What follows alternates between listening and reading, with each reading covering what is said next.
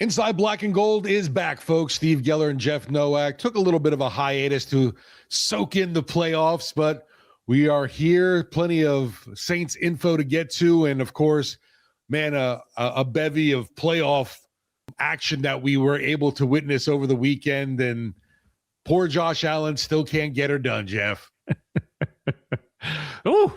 Yeah, there's a lot that happened over the last 4 days. Another coach got fired. We'll talk about that. There's 10 coaches. 10 coaches have been fired or let go, if you want to call Mike Tomlin let go, whatever, stepped away. It doesn't matter. 10. There's only 32 teams in the NFL. A third of the NFL is going to have a different head coach next season than they had this season, which is wild. It's wild. It does make me feel warm and fuzzy to know that we have Kellen in place and not have to worry about that. Well, that's good because it's freaking cold everywhere else in New Orleans. Yes. I'm glad you're feeling warm and fuzzy because I certainly am not. It's been cold the last few days, so I'm glad I didn't have to go outside. I just sat indoors and watched a whole bunch of football. So we're going to talk about that. There's not a lot of Saints stuff that has happened, so there's not a lot of news to go through. There are a few things. So we'll do a rundown segment at the top like we do in these offseason podcasts. We'll continue through I want to talk about, who gets paid, that sort of thing. We'll talk about the Senior Bowl and the coaches. There's going to be, I think, 6 total coaches from the Saints on the Senior Bowl coaching staff. So that'll be something to talk about. And then we get to chat with Dalton Wasserman from PFF on Friday on WWL. And he had, and I want to hear what he had to say about Tyler Shuck and what he saw from him as a rookie, what they need to build around going forward. So a lot of that. But yeah, Steve, just first things first. Takeaways from the weekend. How did you feel about the playoffs, man? I mean, immediately I go to that Denver game just for the last play of the game when you're kneeling the ball, you get a season-ending injury. What is that? No, that's not what happened. That's not when he got hurt. He was able to walk on that second to last play. Yeah, he said the second to last play, but when Sean is talking about it, he's not including the kick. He's talking about Bo's second to last play. So he got hurt on the play where he kind of scrambled and got tackled. He didn't get hurt on the kneel down. I know that was kind of a confusing element for a lot of people. At the end of the day, it doesn't matter.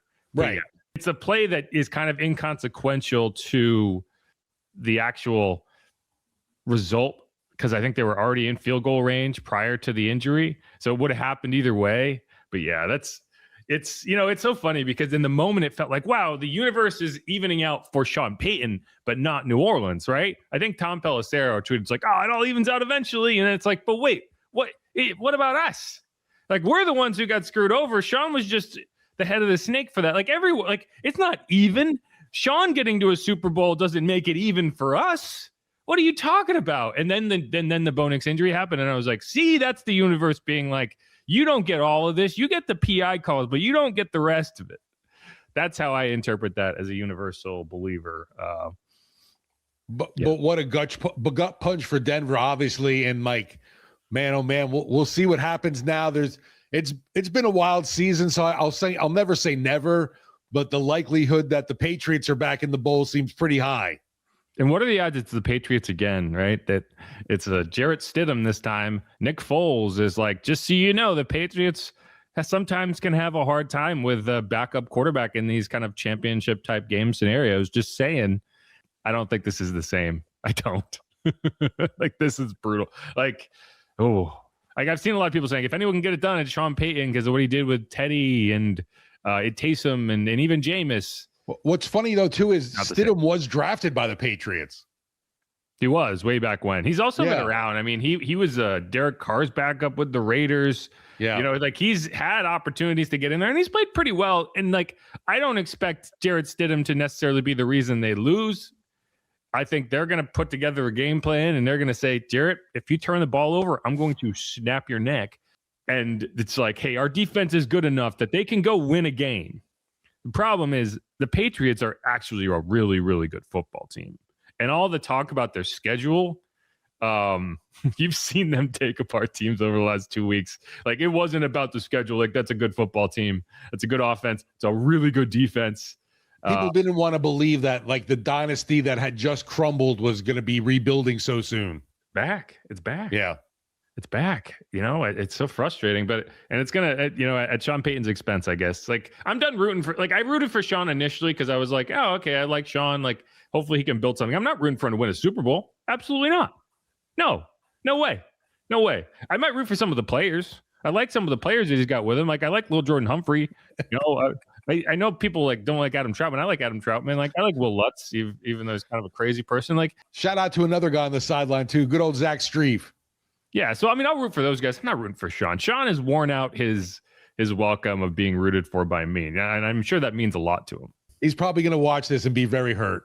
Yeah, and it's okay. He'll survive. He'll make it through. And obviously then in the NFC, man, the ending to that Rams Bears game is just what a overall great weekend, except for the Niners game, the Niners Seahawks matchup. Yeah, so many interceptions, man. I can't remember seeing this many interceptions in like a 4-game stretch. It's crazy. So many interceptions, so many lead changes. That throw, that was like a 50-yard throw that was snapped from the 20-yard line. Like, and then he just throws to a guy who's not even running hard. That you just wonder, like, what happened there? Because it's not like Moore's a bad player. What happened there is the ball should have never gone there. DJ Moore knows that, but DJ Moore was not considering that sometimes Caleb Williams throws the ball where it's not supposed to go, and you got to run through your route just in case that happens. It's not the first time I've seen that happen to the Bears this season, specifically with DJ Moore. And I remember watching a game where Tom Brady was like, oh, Caleb Williams surprised DJ Moore with that throw. And that's Tom Brady saying, Caleb Williams threw the ball to the wrong spot. DJ Moore was like, whoa, and he knocked it down. In this case, DJ Moore in the overtime of a playoff game was exhausted, because those are the type, in those situations, that's a love of the game route, right? Yeah. Okay. I'm clearing something for somebody else. The ball's not coming to me, and I know that I'm still running hard just in case it does. DJ Moore chose in that moment of all moments to be like, the ball's not coming here. I'm going to take a breather on this play. It's 2nd and 8. Caleb's not going to force anything on 2nd and 8. Well, when you know it, Caleb forced the ball. And because of that, no one's going to talk about the ball going to the wrong spot. Everyone's going to talk about DJ Moore not running the route hard, as they should, because that's a garbage way to play football. And his quarterback highlighted that. Like, that ball, no one was open. He should have just ate it, throw it away, 3rd and 8, live to play another down. It's overtime. But that's what happened. Like, that's what that was. It's exactly what that was. I hadn't even expected that was going to end up going to overtime. Yeah, neither did the Rams. It's so funny because even in both, the divisional, like, great both weeks of the playoffs, right? Like, this year, more than any other year, I've really sat down and watched basically every playoff game. And I'm glad I did it, because the one I skipped was the Patriots Chargers, and that wasn't worth watching. Right. I skipped the majority of Texans Steelers, which wasn't worth watching. And then there was, I didn't watch a majority of Seahawks 49ers, but it's not that I was intending to watch it. And then it was unwatchable after about halftime, because it was clear the 49ers weren't going to score. But basically every game not only was fascinating to watch, but looked like it was going a certain way and then wasn't. The Bills are one play away from a game-winning field goal, and instead it's going the other direction. The Bears look like they're going in for potential score and then they just don't get it. So, it is maybe next year. Maybe the Saints will be in there. But yeah, to me, I like the Rams most of the season, and then towards the end of the year, I don't know. They looked like they lost their way a bit. They were a bit banged up. I don't know, but to me, they're definitely the squad to watch.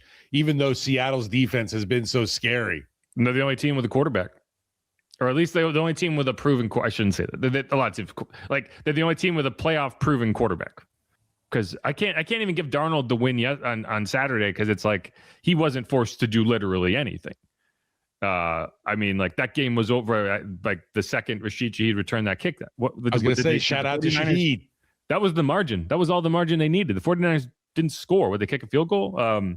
So anyway, but yeah. Also, both the NFC Championship and the AFC Championship, the head coaching matchups are a Mike versus a Sean. You have Mike McDonald versus Sean Payton, and you have Sean McVay. You're right. That's the opposite. You have Mike McDonald versus Sean McVay, and then you have Mike Vrabel versus Sean Payton. Right. So that's what everyone wanted. Mike versus Sean. Those script writers they're really crafty in the NFL. Yeah. Oh man, and the Texans, man. That defense was so good, and CJ Stroud just sold that game completely. Woof. 1, 2, 3, 4 interceptions. It could have been 9. He had so many balls that could have been intercepted that just hit the ground. They punted on 4th and 18 because they were like, hey, we can't have him out there throwing another interception. And I say 4th and 18. 4th and 18 with like 4 minutes to go and 1 timeout. Down 12. Like what are you doing? They were like, we'd rather lose this game on defense than give CJ Stroud a chance to screw up one more time. And you could just see it in his eyes. It was not getting done. Like they had tortured him to the point that I don't know. Can you come back from that? We've talked about this a lot with Houston too, Jeff. What just sucks for them is just you felt that defense was pretty darn special. That's like an all-time great defense that he wasted. So I picked the Texans in that matchup, and what I failed to correctly account for was if you play bad enough at the quarterback position, you can spoil even like an all-time great defense. That's why the quarterback position is the most important in the NFL, and not always because it's what is the difference between winning and losing from an execution perspective of like, oh, we can go down and score and win a game. It's also because if you do things like throw pick sixes, it doesn't matter how good the defense is, right? Like if you leave the defense on the field all the time, if you're constantly giving up the ball and putting the defense in bad situations, the defense could be the greatest defense in the NFL. Like there's only so much you can do, and CJ Stroud just proved that point to a T. And I should have seen that coming because CJ, I think I am to blame for like one of the issues with NFL analysis in that we decide someone's good and then we stop paying attention to them. And you go back and you watch what CJ has done over the last 2 years since kind of being anointed as a rookie. Well, I felt last year the O-line got the blame. Yeah, I mean, they fired Bobby Slowick. They changed a lot of things around, but it's like, okay, but CJ Stroud is getting worse and worse and worse. And it's to the point where it's like, that's not a starting quarterback in the NFL, what we saw on Sunday. Like, he can only throw to the right side of the field. I saw someone tweet out, I wish I could give him credit, whoever put this out there, but he ended up with a QB rating of 28. Now, if you just go out there and dirt it every snap, you're going to end up with a 30. Right. No, he's the reason they lost that game. Like the defense gave him every opportunity. Oh, and yeah. So quarterbacks can be bad enough. They wasted an all-time great defense, in my opinion. Like that defense is not going to get any better than it was this year. It's really weird this season, Jeff, just because even for us, like 6-11 is nothing to be all elated and happy about, but you have hope for next year. We've got a coach, we've got a quarterback, and it's like, all right, I'm not feeling too bad. Yeah, especially when you look at all these other teams, like who are the Cardinals going to hire as their head coach? What are the Cardinals going to do as a quarterback? Browns? Anyway, who dat? All right, this was the cold open, but it was very long, so we'll have to figure that out. Fortunately, we don't have a ton of important things to talk about otherwise. So we got through that. Anyway, we're going to come back and go through kind of a rundown, some of the news that happened this week, some of the relative to what has happened on the field over the last couple of days. A lot of Saints players or former Saints players, I should say. I want to get into that Brandon Cooks play. I want to hear your thoughts on it. But go Saints. Make sure to subscribe if you're watching this on YouTube. Ring the bell. Leave a comment. If you're listening on Apple Podcasts or Spotify, make sure to hit that subscribe button, leave a rating, leave a review. You can go check out WWL.com, listen to Sports Talk every day. It's on every day. Steve and I will be there on Fridays, so definitely check that as well. Otherwise, who dat? Stick around. We'll be right back.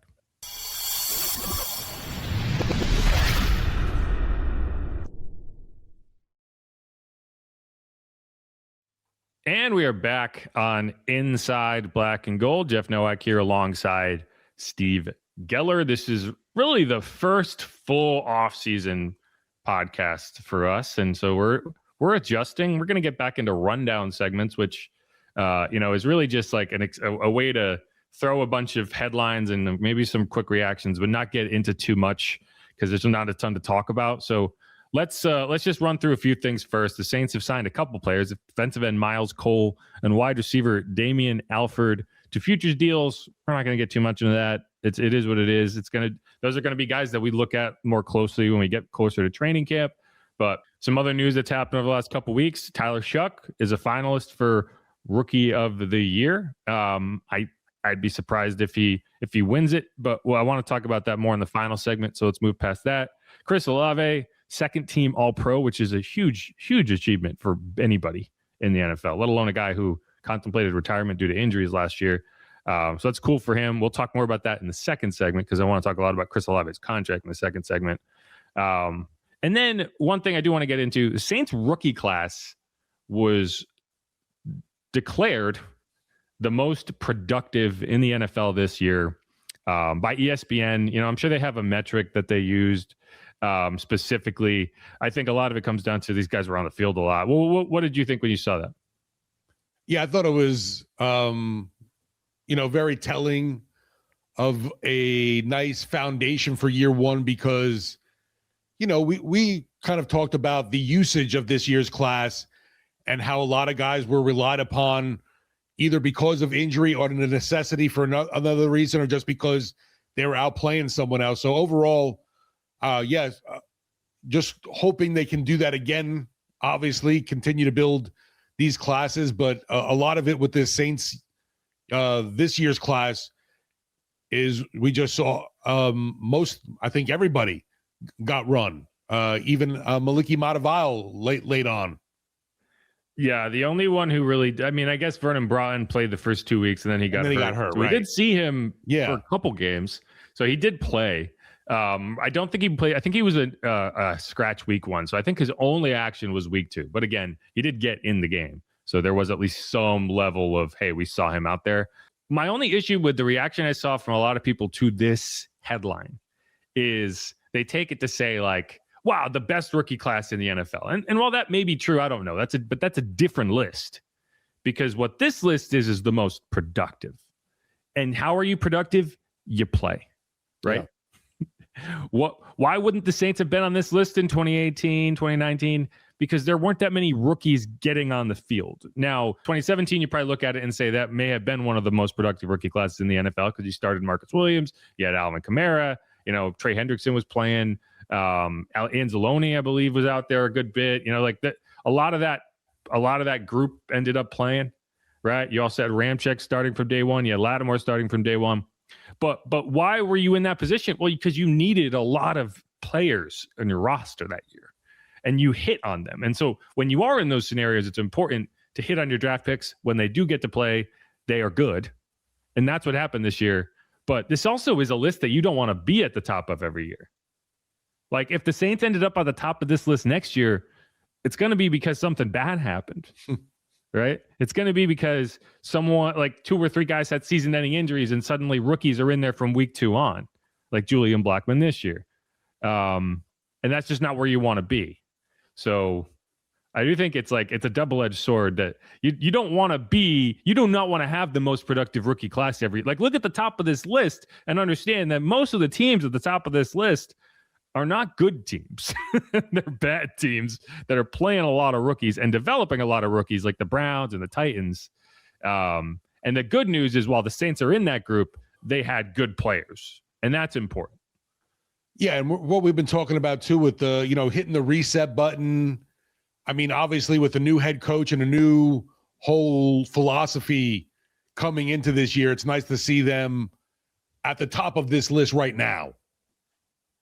Yeah, exactly. Well, now's when you want to be at the top of it, though, right? Coming out of a season where you had to play this many rookies, yeah, you do want to be at the top of this list. Like, it would be a problem if you devoted that many snaps to rookies and they were like, yeah, but they all sucked. And because that's an option, right? Like, it's not a guarantee that you throw Quincy Riley out there and he's not getting burnt toast left and right.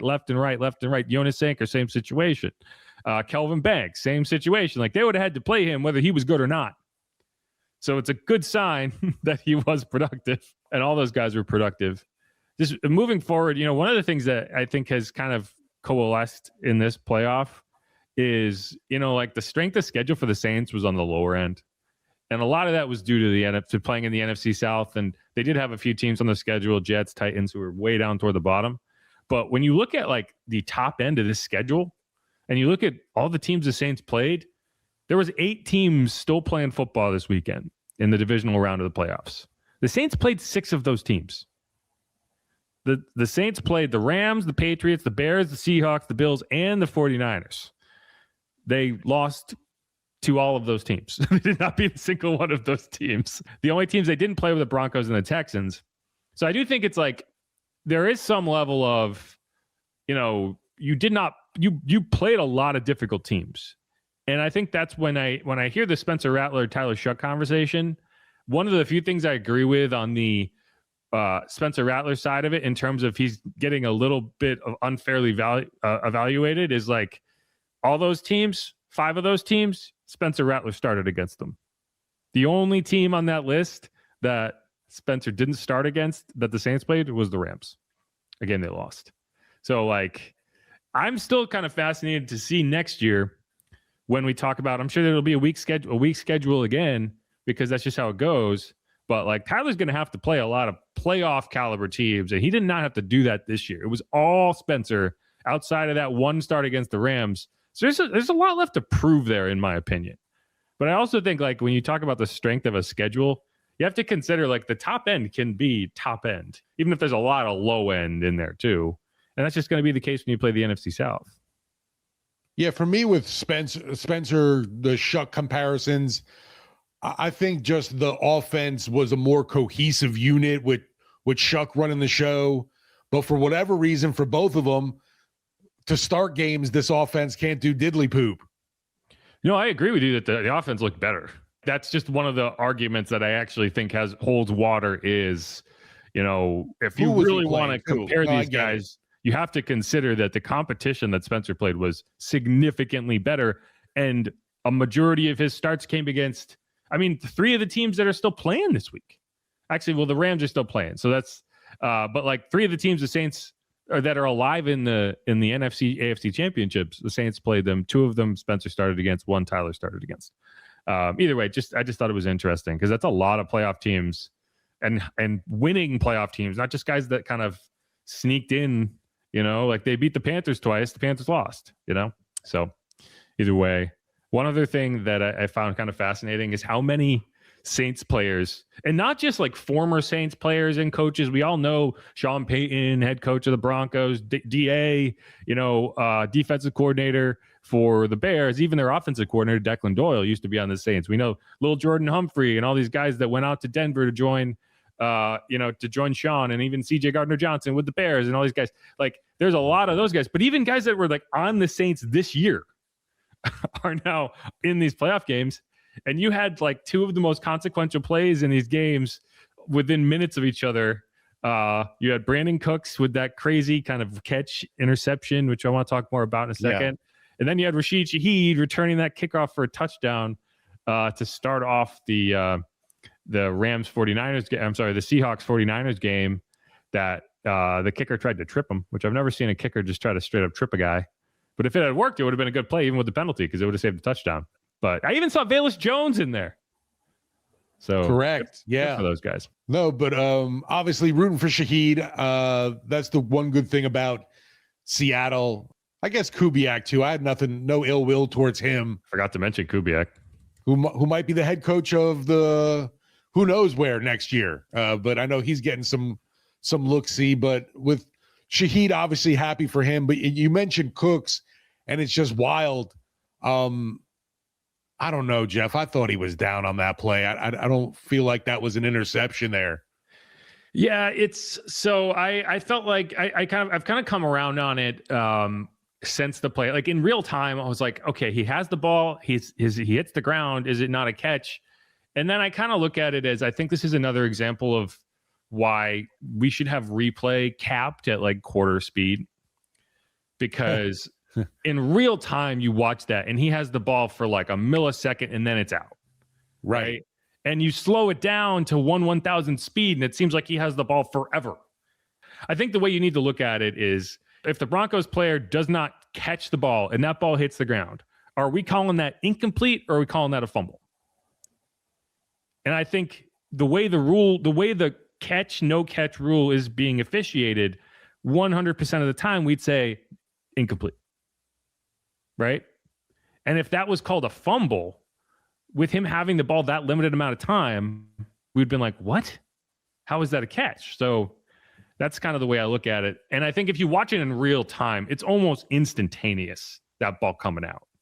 Like you heard survive the ground. So right. Would I have liked it to be a catch? Yes. Because I like Brandon Cooks. I was rooting for Brandon Cooks. I was rooting for the Bills. Again, I'm not rooting for Sean Payton anymore. So but it just seems like he had it and at least was down for that millisecond. Yeah, if he had established at all prior to, it's like he wasn't on the ground. Like there was a play in the Rams Bears game that was similar, and like people are like, well, why isn't this the same as that? Right. But it's like you catch the ball, you get 2 feet down, then it gets ripped out. That's where would it have been an incompletion? No, it would have been a fumble. So to me, it's tough. But I think, again, and Gene Steratore actually tweeted this, and I agree with him. And it's like, I really hope this happens one day, is like we limit what a replay can be looked at in the NFL. And the problem with that would be you couldn't say, well, the broadcast isn't allowed to show it at 1/1000 speed. Only the refs can. You can only limit what the refs can look at it as. So it would end up being a problematic there, because fans would be like, well, I can see it. Right. But I think like it's one of my issues with catches, right? Because you see a guy catch a ball and we slow it down to like 1/1000 speed and he's going out of bounds and he hits the ground and the ball just moves slightly in his hand because we have ultra high definition and can slow it down and like change the angle and zoom and and like for how many years of football that was a catch, and now in the last 5 years with the technology we have, it's not a catch. So you fundamentally change the game by slowing it down to get calls that probably should be called one way changed. So I don't know. Like I think that's kind of where we're at. Like if you didn't have the ability to slow that down to 1/1000 speed, you would not think it was a catch. I just feel like since they do have the ability and we're seeing it, it's like, why can't they get it right? Well, they did get it right, is what they would argue. Is like that is what it's supposed to be, is he did not have the ball long enough to establish possession of the ball. And it only seems that way because when you slow 1 second down 1/1000 times, that 1 second lasts for quite a long time. Yeah. So yeah, but I understand why people are confused, because it's a confusing rule and the NFL seems to change their opinion of it like once a week. But at the end of the day, I think that is how it was supposed to be. Josh Allen's top target there. Yeah, I think the bigger issue is why, and the Bills fired their coach. They're the 10th NFL team this offseason to either move on from or fire a coach.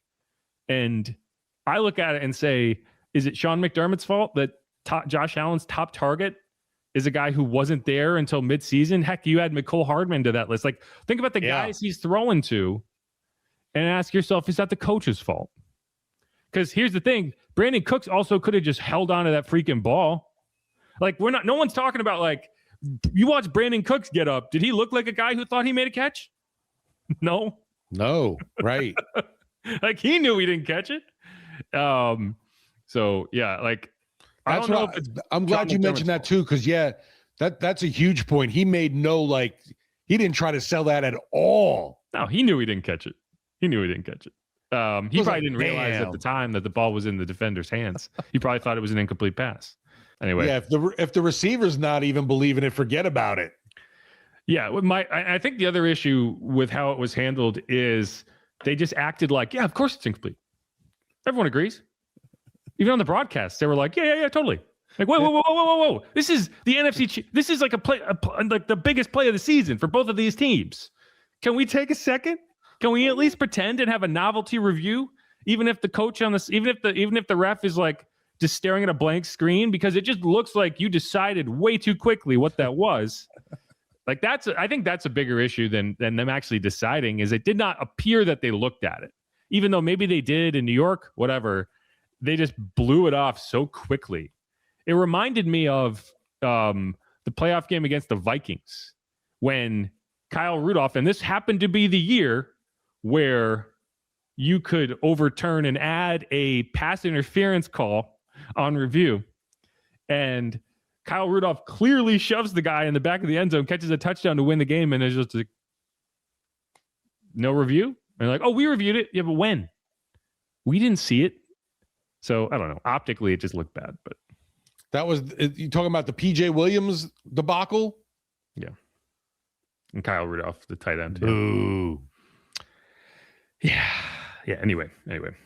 That's one thing too. It's like it's hard to root for the Patriots just because of the dynasty they had with Brady. But I see Stephon Diggs and I'm always like, screw that guy. Not his fault. Marcus Williams couldn't tackle him. Ooh. I do see Stephon Diggs play, and I give Diggs a little bit more credit. I'm not Diggs. Williams a little bit more credit because like I see guys try to tackle him constantly and just fail, and I'm like, why? He's not that big, but he just runs through tackles.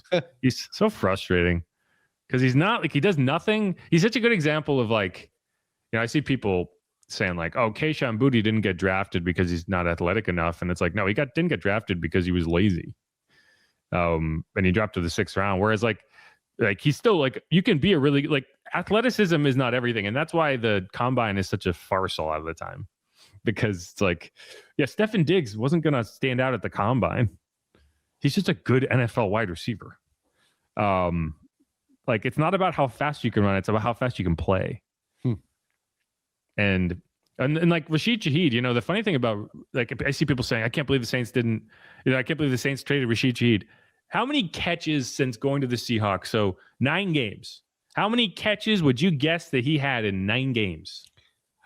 Probably like 6. Oh, well, you undersold that. He had 15. He had 15 catches for 188 yards in 9 games. No touchdowns. His 2 touchdowns this season came with the Saints. And what were his long catches? So he had a 27-yard catch, a 33-yard catch, and a 21-yard catch. So like my issue with Rashid Shaheed this year is not the athleticism. It's that he kind of feels like a guy that's an all-pro returner, which is what he has been. It's what has made him worth that trade for the Seahawks. But he didn't develop into the all-around wide receiver that I needed him to this year. And also wasn't the deep threat that I needed him to be this year. He had that one long touchdown against the Giants, and that's it. He did not have a single catch this year over 50 yards other than that one long catch. He had a 39-yarder against the 49ers in week 2, and then his long in each game. Cardinals, 17 yards. Seahawks, 15 yards. Bills, 15 yards. Patriots, 17 yards. Bears, 13 yards. Bucks, 10 yards. Rams, 26 yards. And then with the Cardinals, then with the Seahawks, these are his long catches in each game. Against the Cardinals, which a team he played twice this year, 3.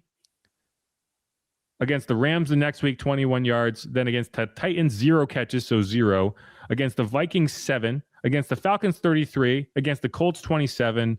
Against the Rams, again, 0 catches in an overtime game. I believe he did have a couple big returns in that game. Against the Panthers, 1 catch for 8 yards. So that was his long. Against the 49ers, 1 catch for 2 yards. So like, where's the deep threat that you need? It's not there. So I actually think they made a good move by trading him. You weren't going to pay him. You absolutely were not going to pay him. And that's going to be the next segment we talk about, is like who's getting paid. Like if you looking at those numbers, looking at 90 or 59 catches, 687 yards, 2 touchdowns, and only 1 catch of over 39 yards. Is that wide receiver 2? I think he is what he is, a nice luxury piece for a team that has Super Bowl potential, and that's where he is right now. 1,000%. Like he is a perfect player for the Seahawks. He did not make sense for the Saints. Love Shaheed, and it sucks to see him gone, but yeah, it's not the right timing of the relationship. I'm a huge Shaheed fan. I love watching Rashid Shaheed play. but he didn't fit what the Saints needed. And here's the thing, they found him on a scrap heap. Like they got him for nothing. So the fact that they were able to turn a UDFA into a 4th and a 5th round pick, it's a pretty good deal, in my opinion. So, like, I'm not going to be mad that just because Shaheed is out there making a huge play for the Seahawks in the playoffs, that suddenly the trade was a bad idea, because I think the trade worked out for both teams. No, but yeah, like you said, I love the dude, and you would genuinely be happy for him if the Seahawks happen to pull off the Super Bowl. Yeah, no, like he's a guy, like I'm rooting for the Seahawks because Rashid Shaheed's on the team. Exactly. Velus Jones is there too, but I could take or leave Velus Jones. Let's take a soft break here. Let's shift over to the Senior Bowl. Okay. And mention, there's a lot of Saints coaches involved here, but only on one side. The American side. So Saints are going to go America first to the Senior Bowl. Is that too political for a podcast, for a Saints podcast? Maybe for some folks, it might flip them out. You're going to get head coach Joel Thomas, offensive coordinator Scott Tolzien, defensive coordinator Peter Sermon, one of the defensive backs coaches Robert Blanton, and then you have a couple ops coaches, which I don't really know exactly what they are going to do. I think they're going to just kind of manage everything. So it's not really helpful from a scouting department, but hey, maybe they interact with players and have opinions. I don't know. And that's Ziad Kubti. I hope I'm saying that name right. He's an assistant for the Saints. And then Mike Martinez is going to be another ops guy. So they are on the staff, so they're going to be around. But yeah, it's a lot of faces there. Senior Bowl intensive all the time. You've talked about it so much. I'm sure you've posted the amount of players that this team has taken in the past and has on the roster currently that have been there. We know Senior Bowl's just a constant big deal because it is so close here. And another year, I'm anxiously looking forward to it, just because there is a lot of talent there that will be in black and gold. Yeah, we'll be out there next week. It always comes way faster than I think it's going to come. But yeah, it's next week. So next episode, like the next week's episode, I think I want to dive more into like who are some players out there, who are we keeping an eye on. But just for perspective, like the reason we make this such a big deal every year, if you go back to 2019, the Saints drafted Eric McCoy. He was their number 1 overall, or he was their top overall pick. They didn't have a first round pick that year. They took him in the top of the second round. They traded up to get him. Since 2020 to now, they have taken at least 2 players in the Senior Bowl every year. They have taken 3 or more in 3 of those 6 drafts. Last year, they took 5. So since 2019, they have taken 18 Senior Bowl players. Now, what I want to do is I want to go through that list and decide whether they are good picks or bad picks in real time. So let's start with 2019 and say Eric McCoy. That's a great pick, especially considering where you got him in the second round. He was a starter from day one. So we'll say great, good, bad, terrible. Does that work? That works. And if there are a couple that we want to say we don't know yet, we can do that. So great, 1. The next year, Zach Bond, Adam Troutman. Let's start with Troutman. They traded their entire back half of their draft board to go get Troutman. This was also a year where scouting was limited because of COVID. I mean, does it matter that he's still playing? It does, but it doesn't at the same time. I'm calling this a bad pick. Not a terrible pick, but it's a bad pick. Yeah, it's like meh, because he didn't pan out for you. Yeah, he didn't pan out for you, but like it's funny because like Zach Bond, I would say was a good pick despite not panning out for the, like in the sense of you didn't use him right. Like, yeah, it's not a bad pick, it's bad development. But even by those standards, I mean, Adam Troutman in 6 NFL seasons has 115 catches for 1,200 yards, right? With the Saints, that number was 40, 50, about 60 catches for 650 yards, 4 touchdowns. So like that's a bad pick when you consider he's the highest tight end you drafted since Jimmy Graham, and you traded the entire back half of your board to go get him. Like you were like, this is the guy. So that's a bad pick in my opinion. So Sean and Pete still love him though. I mean, he's still a guy that they use. Yeah. So clearly they're still, they do like him. They draft him for a reason, but I'm calling that a bad pick. I'm calling Zach Bond a good pick. If he had done what he's done with the Eagles here, it would be a great pick. Agreed. I'm still calling it a good pick because I can't say it's a bad pick when this guy is like a defensive player of the year candidate. It's just bad coaching. It's bad development. Right. And 1 year there, all of a sudden he was the breakout stud. It was like, wait a minute, what happened? Yeah, if it took like 2 years, that would be one thing because you could say like, well, they at least did something with him. Like, no, they took the exact player the Saints had and turned him into like the best defensive player in the NFL. So right now, so that's from 2019 to 2020, one great, one good, one bad. So okay, you're kind of right there. 2021, Peyton Turner in the first round. I think that's going to be our first terrible. He was number 28 overall. So it's tough in the back end of the first. Like you're at the percentage, the hit rate goes down precipitously the further down you get. So at least it wasn't like Marcus Davenport territory, which is the draft right before Eric McCoy. It's the reason you didn't have a first round pick. Like that would have been like beyond terrible because not only did you take him in the mid first round, you traded up to get him. So Peyton Turner is probably the bottom of the barrel of these picks. So you did like a once over real quick, like right? I'm trying to think. Like there is another terrible in there. I know. And it's a position group specifically, but like terrible one. I'll give Ian Book a bad. It's not terrible. It was a fourth rounder. Like where you draft him matters, right? Like your expectations matter. Fourth round's kind of still high. Yeah, but he also I mean, how it's really tough for a pick to be terrible outside of the top 3 rounds. Like, and he's still in the NFL. Like, for a fourth round pick to be terrible, I would have had to cut him out of camp. Like Rick Leonard. Remember Rick Leonard? Yeah. Like, to me, that's like even like an A.T. Perry can't be terrible because he played a little. So I'll give it bad. It's still not good. No, you're definitely in the down range. Yeah. So it's not a good start. From 2019 to 2021, we have one great, one good, 2 bad, 1 terrible. 2022. Linebacker DeMarco Jackson. I'm going to call this a good one. Right? 5th round pick. Contributor on special teams. Special teams contributor. Played some meaningful snaps for you and is actually playing pretty well for the Bears. Right. Still. So I'll give that a good just because of the value of a 5th round pick.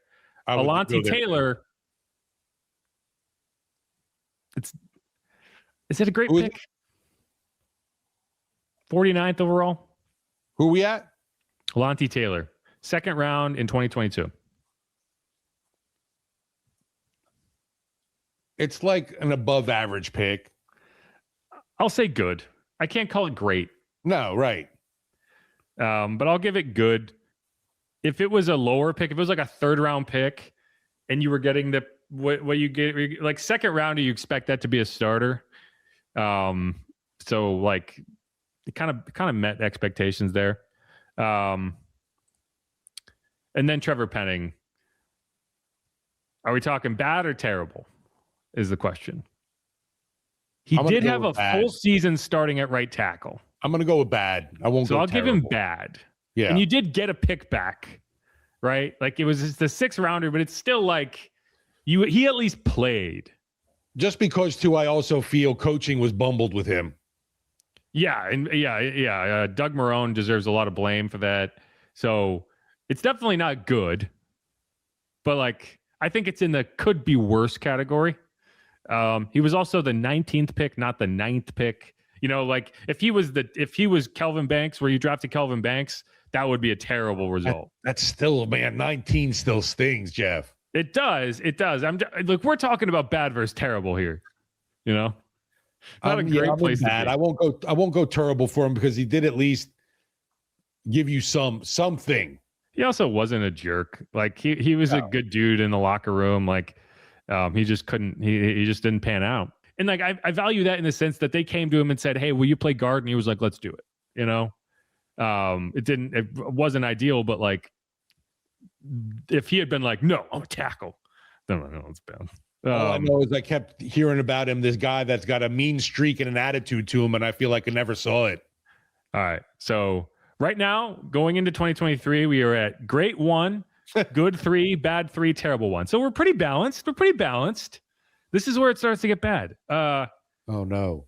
Number 40 overall, Isaiah Foskey. That's just going to go straight into the terrible bucket. There's no other way around it. You can't even argue bad to me. It's terrible. I don't think we even need to discuss it. It's just terrible. Just a terrible pick. And unfortunately, it was my mock draft pick. So it's such a conflicting thing for me because it was like I tried to be right, but also they were so wrong, but I was right. So was I also wrong for being right? This is like Inception all of a sudden. Then you have Nick Saldiveri, number 103. I'm going to put this in the terrible bucket. Really? I'll tell you why, because they traded up to the first pick of the 4th round. They were that convicted of Nick Saldiveri that they went up and got him. And it's an injury plague thing, but like from the perspective of like you gave up assets to go get this guy and he has not played. No. You know, I feel bad about it, but I have to put it in the terrible bucket because like, again, like this is the first, you traded up to this first pick of the 4th round to go get him. And yeah, your return has been nothing. Nothing. He's still on the roster, so there's a chance. He's got 1 year left, but I'm putting it in terrible. And then Jake Haener, similar. You traded up to get Jake Haener too, but I'm not putting it in the terrible bucket. I'm putting it in the bad bucket. So right now there's a lot of bad and terrible. Right now you've made 10 picks and only 4 of them have been, 11 picks and only 4 of them have been above the bad line. Can we go dip back and go like for a Senior Bowl Hall of Famer in Cam Jordan? Well, it's going to get better, though. It's going to get better. Okay? They seem to have figured things out over the last 2 years. So 2024, you didn't make a ton of picks. You only had 2 picks in the top 150. And so one of them was Taliesin Fuaga. I'm saying good. If he had a better second season, I would be considering great. He was injury plagued. It was whatever. I'm going to put good for now with the potential. Right. Climb into a higher category. And then Spencer Rattler is kind of an interesting one. I can't say it was like I have to say that's a good pick, right? Yeah, I don't consider it bad. So yeah, it's one of those to be determined more still, but I feel like for what you were able to get out of him, even though it wasn't wins, what we saw out of him is still promising. Worst case scenario, you took a guy number 150 in the draft. He started 14 games for you and is a viable backup quarterback option. Correct. Yeah. That's a good draft pick. Not a great draft pick. If he had won a lot of those games, he would be on the fringe of like, great. It's just good. I feel like we need like, superior, good, not bad, then and then awful. We can't. Then we would have like 1 in every category. Well, what's the point of this? I need a manageable number of buckets here. Yeah. So, okay, that helps. So you're up to 5 good draft picks. Good. And then 2025. We'll start at the bottom. Maliki Matavao, 248. Too early to tell. I'm not making a grade on Maliki Matavao or Fidel Diggs isn't there, but I'm putting him in the too early bucket. Running back Devin Neal. I have to say good, right? I mean, we didn't see much of him either before getting hurt. Yeah, but like he's already been just as productive as Kendre Miller. Right? The fact that he had multiple games as the lead back and held his own, like you go into this season saying if you end up in that scenario again, you feel pretty good about it. So I'd say that's good. Yeah, I'm like on the fence. I'm putting him in good. I take it back. I'll agree with you and if we're going to put Maliki in the too early, I'll put him in the too early as well. Because it's only 1 year. Now, the next guy, Quincy Riley. I think that's a good pick. I like Quincy. Yeah, I mean, he started a bunch of games for you. Then Jonas Sanker, he started 15 games. I know. 16 games. I have to put that in the great. He's a 3rd round pick who started 16 games for you. I have to put that in the great pick. I have to put all 3 of these picks in the great pick bucket. Actually, 2, because Kelvin Banks is not here. So I have to put both of these picks in the great pick bucket, which is Jonas Sanker, 93 overall, and Tyler Shuck, number 40 overall. Like, you just skipped over good for Jonas? He started 16 games. Think about how many Saints players have started 16 games, period, that you've drafted. All right, but I guess maybe the what if it wasn't for injuries, he wouldn't have been starting. Doesn't matter. The injuries happen. I would. You want to put him in good? I would just have him as good. I'll give you good with the caveat that it could be great over time. Okay. It is tough to call any draft pick after year one a great pick. Well, but for me, Banks and Shuck is easier to do that. Banks is not on this list. He wasn't a Senior Bowl. No. Okay. No. It's actually most top 10 prospects don't end up at the Senior Bowl. It's usually like mid-tier first round to second, third, and beyond. But I'm still going to put Tyler in great just because I am too. I would. He could be terrible from here on out. I'm still excited about it, so it's a great pick, right? Fans are excited about it, so it's a great pick. You have people asking, is this the franchise guy? And the Saints look set at the quarterback position for years to come. So, yeah, I mean, obviously things could go terribly wrong from here, but right now you look like you have your general. Based on what we know right now, that's a great draft pick. Which we don't know much as it is. Yeah. Which is why I would err toward putting Jonas in here, but I agree with you. It's still too early. So what I will say about all 5 of those picks is that I was not even on the fringe of putting any of them into the bad bucket. The only question is whether they've shown enough to be in the good or great bucket, which is a good place to be, because that is not the case for a lot of these guys. Like, no one after year one was like, man, I think Jake Haener, I think that pick's going to turn out to be great. Right. Yeah, that's fire. Right. So all that to say, 18 picks, you have 2 great, 7 good, 4 bad, 3 terrible, 2 too early. So if you're bringing that down to 16, if you eliminate the 2, so that means that 9 of your 16 Senior Bowl draft picks since the year 2019 have been either good or great picks. So you're more than 50%. And I'm going to look mainly, obviously, at last year just because we have a new regime around. Coaching regime, head coach. Right, yeah, right. Yeah. And I do wonder how much that changed. I do. And we'll see. And that's why having all these coaches in there, it'll be funny if they only take guys off the national team. The team they didn't coach. And so this becomes a moot point. But yeah.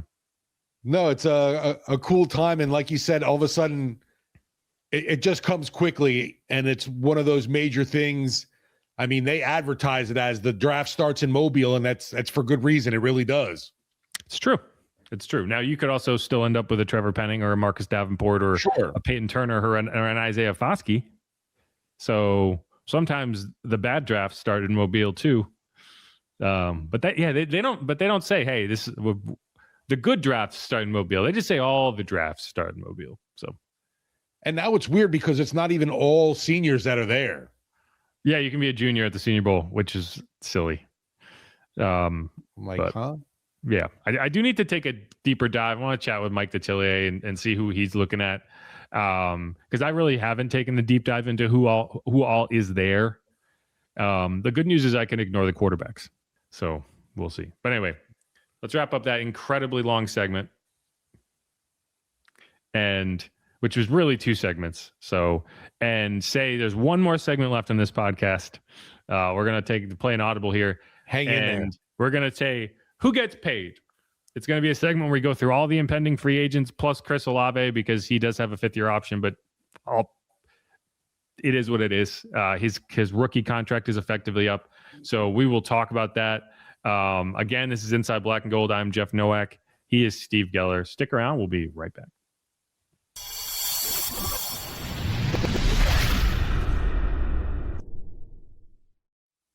And we're back on Inside Black and Gold. Jeff Nowak here, coming at you the third week of the offseason. That sounds right. It's a little different too, Jeff, just because, everyone's talking, obviously, the lead up to the Super Bowl, and last year was in our backyard. It is. So it is a little bit different of a feeling. Yeah. It is. We don't have to worry about how we're going to get down there because of all the traffic every day. I get to actually go just watch the Super Bowl like a fan, which is one of my favorite things to do. It's like basically a holiday, but your celebration is to eat the grossest food you can imagine and watch commercials. Like, I didn't care about the game. I just want the commercials and the snacks. But first, we got to go to the Senior Bowl, and before that, we got to talk about contracts. So we're going to push the Tyler Shuck conversation onto the next episode and kind of talk about how do we build around Tyler Shuck in the Senior Bowl conversation. And first, I want to talk about A, who gets paid, B, who gets brought back. And so let's start with B first, even though it makes no sense. We're going to start with B because this is the list of players that you're going to potentially bring back on a minimum deal. So not guys who you're talking about giving like a big contract, a multi-year contract to, but guys that's like, okay, are we keeping them on the roster for next year? Like, if you can get them back on a 1-year minimum contract, are you doing it? And so I'll go down the list and I want to hear kind of your quick yes, no / why. And I have about 10 names here. Again, these are the second tier names. Center Luke Fortner. Yes, I thought he was a valuable piece, even with McCoy back, a nice rotational guy. I agree. I mean, it's just, you could go and draft a potential center and maybe that changes your scenario. But right now, you don't have a backup center. And with the way McCoy his health has been over the last few years, I don't think there's really even a debate. Like, yeah, the depth there, sure. And he knows the system, right? Like, I think a center more so than or most line spots, like knowing the system and being able to work in it is important. Defensive tackle Jonathan Bullard. I would bring him back. I think Staley likes him, so he seems a part of this scheme fit, and then he was a good contributor. Yeah, I think Jonathan Bullard, if we did a list of underappreciated players on this Saints roster relative to what they produced, I think he'd be high on that list because he had a couple really big plays. This Saints defense. One of the things they did really, really well this year was stop teams in 4th and short situations or on the goal line. And he was as big a part of that as anybody. So I agree with you. Yes, coming back. Dylan Radins. I'm looking for more of an upgrade, so I'll say no. Yeah, I mean, if you don't pick up anyone in the draft and you just need another piece, sure. But yeah, I'd just as soon send him away. And this is in no particular order. Yeah, I don't think that there's going to be anything where I'm like, oh man, I wish Radins was around to fill in. I appreciate that he started a bunch of games and was whatever. He was the lowest graded offensive lineman on this roster. There you go. You could do better. Again, I think he was an important piece for you, and he did have a couple nice effort plays. I want to give him credit for running down Rasul Douglas against the Dolphins on that pick 6. He recovered a fumble. I can't remember which game it was. So he had a few moments where he saved your bacon. That's not enough for me to re-sign a guy. You get some high fives. That's it. We'll clap. I don't think it's necessary. I like that he's a hometown guy, but I know injuries and just the game seems to he's up there now, and I think you can find better depth. I'm going to take secret door number 3 and say yes, but as an assistant offensive line coach. Oh, wow. Because that's basically what he was this year for the Saints. So who's signing him? I guess if he can find another NFL contract, great. Sure. If not, at least one of the Saints coaches are going to get kind of poached by someone. There's 10 new coaching staffs that are about to land in the NFL somewhere. And the odds that you do not have an offensive coach, an offensive assistant poached somewhere is next to zero. So I think that just makes sense to me. Ugo Amadi. I like Ugo. And if it's a minimum deal and for you want some depth in that secondary, I think he's a solid piece. So I got no problems with Ugo sticking around on that kind of minimum deal here. Yeah, I could see it too, but I just see no way he makes the roster, and he's kind of he's just a guy. So no disrespect to Ugo. I could see him it is what it is. He's kind of like Jonathan Abram for me. if they bring him back, they bring him back. If they don't, I will not feel any type of way about it. Cornerback Michael Davis. I don't have any feeling towards it, so I guess I'll say no. See, this is where I differ, because I think Michael Davis actually had a big role for this team, solidifying special teams when he got here. Like, special teams was a wreck for this group over the first 4 weeks. Now, it was a problem all year, but he was an important piece, and he's just a veteran, player who was able to get in that room with a bunch of young players and just help kind of nail everything down. I think he's actually a priority for this team to bring back in the special teams kit. Interesting. Think about it. You don't have the core special teamers that you used to have. Remember, for years it was JT Gray and who was the running back they had forever? Washington. Dwayne Washington, right? You don't really have any guys like that anymore. Who are your core special teamers where you're just carving out roster spots and saying they're definitely here, they're definitely here? Stalbert? Right. So we'll see. I think Michael Davis comes back. Plus, he's a BYU guy, and this team loves that. Loves that track. BYU. Chris Rumpf. I would say yes. I think Rumpf was a good contributor. I don't know what the depth is going to be like on the defensive line. If you draft a couple, maybe that makes the numbers a little more difficult. But I would expect him to be here for camp, regardless, because Staley loves him. Right. John Ridgeway. I'll say no. Just a meh for me, right? Yeah, right. Same thing with Rajon Wright. Right, correct. I still haven't learned how to spell his name. The J comes before the Z. I cannot get it right. No pun intended. Isaiah Stalbert, it's pretty, he's coming Absolutely, back. Yeah. He's one of the few guys on this list that actually played in the real defense. Him and Jonathan Bullard. Zaire Mitchell-Payton. Take him or leave him for me. I kind of bummed that he didn't play at all. He got hurt late in the year when he would have played, especially after Foster went down. And then Kai Kroger. No. They'll bring him back. I don't want to see him. Here's the thing. He's a rookie. So I think with the punter, you give him an off season to say, work on this, work on this, work on this. And then you see if he comes into camp looking a lot more consistent, but I'm still looking to replace him.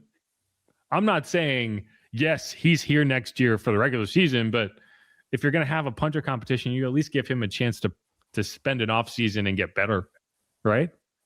I'm having my new special teams coordinator bring in 2 new punters. We'll see. Yeah, I think that's actually a good point. Is if Phil is back, Kai's probably back in with an opportunity to compete. If you bring in a new special teams coordinator, which is definitely a possibility, then he's probably bringing in his own guy. Charlie Smith is under contract, so he doesn't. You'd have to cut him. Kai is on the one you do. So I know you just hate yourself some Kai Kroger. Well, I'm tired of shanking stuff. Agree. So we'll save Chris Olave for the end because it's the most in-depth conversation. But let's start with tight end Foster Moreau. Now, this is more on the category of do you give them a real contract? I guess theoretically, if you could get Foster back on a 1-year deal, maybe. But what do you think about Foster? Yeah, can I get him in that same deal kind of with as an assistant coaching role? I don't think he's done playing in the NFL yet. I feel like he's more of the rah-rah locker room guy than a contributor, though, Jeff. Can we get him as the color analyst? No. Wait, Deuce isn't leaving? It can be a 3-man booth. Yeah, for me as the player, I love Foster Moreau, the guy. I just don't know if I need some more other help at tight end, and I don't think he's that guy. Yeah, he's a depth guy. He reminds me of Nick Vannett at this point in his career. He's a guy who's going to bounce around rosters because he's useful. You could take him or leave him, in my opinion, in terms of the tight end room. But at the same time, who's in that room? I hear you. I think if you replace him in that you draft a young guy, you look at all these guys that the Saints could have drafted over the last few years and chose not to. If they finally buck that trend and use a 3rd-round pick on a tight end, then I think that's a guy you want to prioritize as kind of next to Juwan Johnson. Because I think you do need and Leaky Madavao was kind of in that mold of like, I want to get a bigger bodied, blocking capable tight end who has some upside as a receiver. Like, and I don't mind having a guy who is not that involved in the passing game, but if that's the case, he's got to be able to block well. And Foster, he's a willing blocker. I've never looked at him and said that's an elite blocking tight end. He's just not. He's kind of in that middle ground of, he can do a lot of stuff, but if he's not if he's not a real priority in the receiving game, he's just kind of there. So. Yeah, it's why it's one of those that I like the person more than the talent. I'm sorry. I love Foster. Yeah, I just don't see the production, and the injury took a lot away. He started the year injured. He ended the year injured. So that's a tough sell for me. But if they can bring him back on basically a veteran minimum deal, why not? Is kind of where I look at it. But that doesn't guarantee he makes the roster. Right.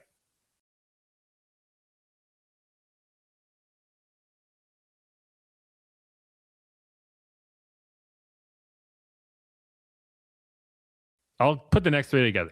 Demario Davis, Cam Jordan, Taysom Hill. I'm saying definite to DeMario, no to Taysom. And yeah, I would love to still have Cam around. I'm questioning salary-wise, especially with his comments when we're leaving the locker room of how he took that 50% discount last year and that can't happen again. And that says a lot. Cam always says a lot. I think he means like 50% of it. His comments are worth half off a lot of the time. He likes to talk. So we'll see how that goes. As far as Taysom, I really think the Saints are just hoping he retires. And I'm hoping he retires. Yeah, I think we've mentioned it just helps with an awkward situation. If he retires, you can make it a celebration of his career. Yeah. If he doesn't retire, then it will have to be a conversation about, well, why don't you want to pay him? And I think there's a lot of good reasons why the Saints wouldn't want to pay him. Man, I bet you Sean Payton wishes he had Taysom Hill right now. You think so? Do you think if genuine question, if Taysom Hill was on that roster in Denver right now, would he be starting this game over Jarrett Stidham? I think yes. You think so? Because Sean loves him some Taysom, yeah, I think he would.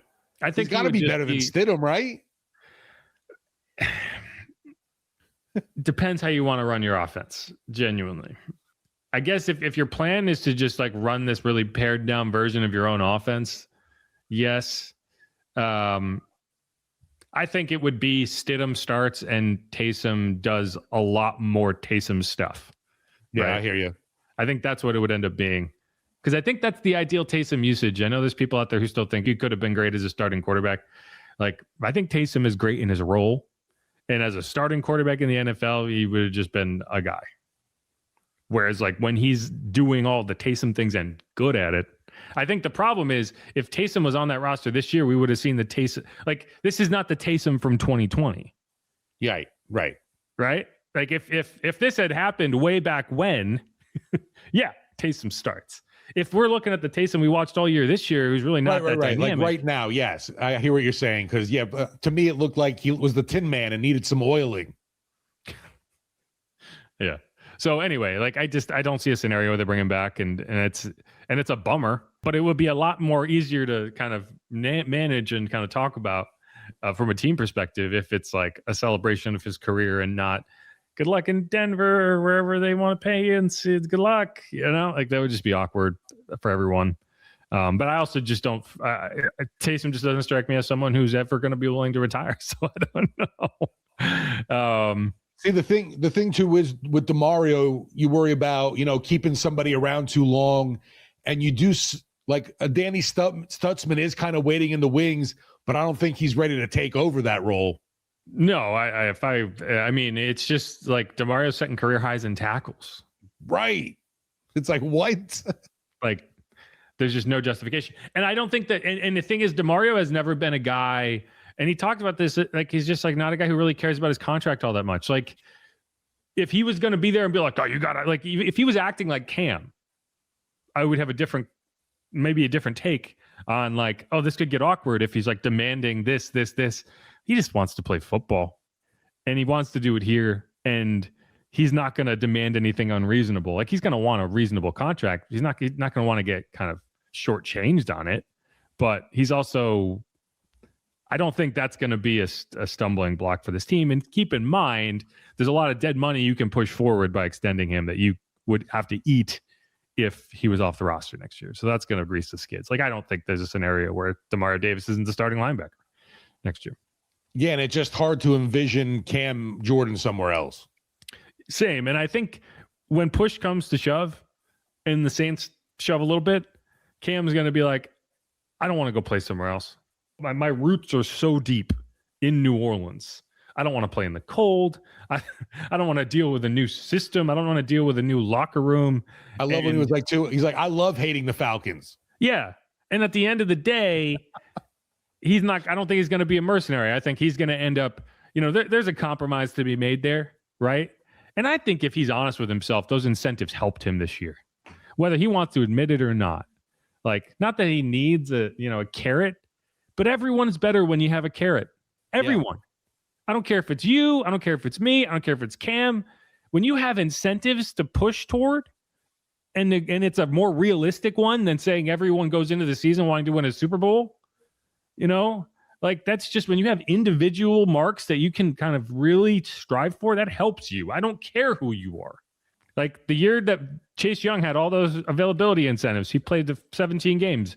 The year Cam needs 9 sacks to make $2 million. When you know it, he finally gets to 9 sacks again. I just think that's going to happen. But keep dangling a carrot for Cam for sure. I mean, the guy just is a New Orleans Saint. One of the best draft picks from them of all time, I feel like. And the team wants to keep him around. Yeah. Like, the team's not going to be like, oh, maybe. Like, they're like, this is where we can do it. Like, this is where you need to meet us. That's how that conversation is going to go. And whether Cam's going to sit here right now and be like, half off, whatever. At the end of the day, he's going to have to grapple with the reality that you either play ball in this ballpark or you go somewhere else where they're also not going to be in the ballpark you want them to be. And you're going to have to deal with all this other shit. Right. Go enjoy playing with the Arizona Cardinals. Right. You can go toil away in obscurity somewhere and make less money than you're probably going to make here. Are you willing to do that to make your statement that you don't want to pay for half off? It's going to be what he has to figure out. And I'm pretty sure how it's going to go. And now we end up on Chris Olave, who's technically not a free agent, but is by far the biggest contract question the Saints have to answer this year. And, we talked about this on the show on Friday, so I already know kind of where you're at with it. But how would you feel if the Saints gave Chris Olave an extension north of $30 million a year? I understand the wide receiver market. I understand the need for Chris Olave on the Saints. Oh, man, the concussion history does worry you. There were some moments this season where you felt like there were balls Chris could have come up with the catches, but he still had overall a really phenomenal year. You mentioned second team All-Pro. Whatever it is that needs to get done, I think has to get done. The Saints need Chris Olave. They really do. Here's where Chris Olave ranked among wide receivers this year. So 16 games started. Obviously missed that week 18 game with the blood clot issue, but it's really not something that you look at and say this should affect the contract negotiations. It's just something medically that they caught, they'll deal with. Thankfully they did, right? They'll keep an eye on it. Yeah. And it's not that unusual. We've talked about this in the past. Like, we're professional athletes, you see it a lot in basketball because they have particularly long limbs, which is a little different from football. But like, you take a lot of traumatic hits in football. Like, you get a nasty hit to the leg. Maybe that causes something. And then what really gets you into trouble from the blood clot perspective is you play that game, you do all that, then you go sit in a plane for 4 hours, right? Like, that's just a bad combination of things. So these things can happen. It's not something that you look at and say, well, they can't pay him now. So that, to me, that's aside from this discussion. So in those 16 games, 156 targets, that's fifth in the NFL. 100 catches, that's fifth in the NFL. Yards, 1,163, seventh in the NFL. Touchdowns, 9. That is tied for sixth in the NFL. So you had, by any measurable statistic, a top 10 wide receiver on your roster. That's just a fact. Like, we can all agree on that. The most basic numbers you can look at will tell you that you had a top 10 wide receiver. Would you have liked him to be more productive? Could these numbers have been higher? Absolutely. And you're an agent and you're a team trying to figure out how much a guy gets paid. What leg do you have to stand on that it's like, we should not be talking about a top 10 wide receiver salary? So let's look at the top 10 contracts in the NFL. And keep in mind, to me, the biggest thing that's changed since the beginning of the season to now is we went into the season saying, will the Saints pay Chris Olave? And we come out of the season saying, how much will the Saints pay Chris Olave? Like, that's the biggest thing. I totally agree with that, yeah. So the top 10 wide receiver contracts. Jamar Chase, $40.2 million a year. You're not getting anywhere near that. And if Chris talks, if they ask for that, you dismiss it out of hand. Because even by the standards of your top 10 wide receiver, you are not a top 2 wide receiver. Number 2, Justin Jefferson, $35 million a year. CeeDee Lamb, $34 million a year. DK Metcalf, $33 million a year. And this is where you start to get into the range where it makes sense. Right. Garrett Wilson, $32.5 million a year. That's 6th. That's 5th. Terry McLaurin, $32.3 million, which on a shorter term deal, which I think is what you'd probably want if you're talking about the Saints with Chris. AJ Brown, $32 million a year, which is crazy when you consider what's happening with that situation. Amon-Ra St. Brown, $30 million a year. Brandon Ayuk, $30 million a year, which is even wilder when you consider he didn't play this year despite being healthy, especially like with that team in desperate need of wide receiver help. And then Tyreek Hill is the number 10 contract, $30 million a year. So if you're in the top 10 of the wide receiver contract pool, you're north of 30 million. Yeah. And that's just, and it only goes higher. Like, that's just how it works. It only goes higher. So what was McLaurin again? 32 million. I'm sorry, 32.3 million, which, like, it's a shorter one because he's on the older side. Chris is 25. Yeah, I guess I'm going to like 33 for Chris. Yeah, and so the contract that you should end up looking at is Garrett Wilson's, who Garrett Wilson, let's see, what did they pay him? 4 years, 130 million. So if I'm the Saints, I want to keep that to a 3-year deal. And so 3 years, $32 million a year, you're talking 396, which sounds like a ton, but that's just how much these guys get paid. And when you look at, okay, Chris Olave, Garrett Wilson, how do they compare? Chris, 55 games, 457 targets, 291 catches, 3,728 yards, 19 touchdowns. Garrett Wilson, 58 games, so 3 more games played, 528 targets. So, 9.1 targets per game versus 8.3. Catches, 315, which is almost identical, 5.3 per game versus 5.4 per game. And then yards, 3644, and 18 touchdowns. So Garrett's had a slightly higher usage rate. Chris has been a little bit more productive per target. Chris has more touchdowns. Chris has more yardage and fewer targets. So what's Wilson's per again? 32.5. Yeah, that's where you're looking. I mean, that's what it's going to be. It's just hard I just don't know how, if you're the Saints, you can sit there and look his agent in the eye and be like, you're not worth it. You didn't earn that. And like, you don't want to use the Jets as an example of a well-run operation. But, these are guys that were picked one pick apart, production. Yeah. Like, you also can't argue that the Jets have had both guys, neither of which have had, a paragon of stable quarterback play. To me, the conversation is, if I'm the Saints, I'm a lot less concerned about the number as I am the language. And by that, I mean, if I have to pay Chris Olave $32 million a year to make him happy, and that's the number that we land at, and he's like, great, and the agent's like, great, fantastic, But that's only the case if I can include the language in the back end that protects me from a devastating injury in year one where he has to retire and whatever. Because that's the concern, right? Like, I know people are sitting there listening to this being like, but the injuries. And I agree. Right. Like, that's a concern for me. But if I had to pick between I can come in at 26 and get none of those protections, or I can come in at 32 million per year and get a lot of the protections that I need, I know which one I'm picking. Right?